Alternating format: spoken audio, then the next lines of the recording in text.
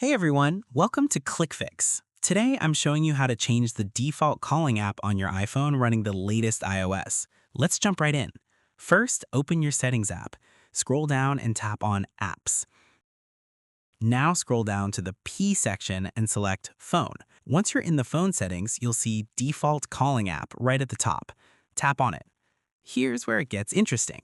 Depending on which apps you have installed, like FaceTime Audio, WhatsApp, Teams, or WhatsApp, you can switch your default from the regular cellular network to any of these apps. For example, if you prefer FaceTime Audio for most calls, just tap it and it becomes your default. The same goes for WhatsApp, Zoom, or any other calling app installed on your device. Keep in mind, cellular will work best for traditional phone numbers, but if you make frequent calls through VoIP apps or business communication tools, changing this setting can really streamline your workflow. And that's it. You've successfully changed your iPhone's default calling app. If this helped you out, hit that like button and subscribe to ClickFix for more quick iPhone tutorials and iOS tips. See you in the next one.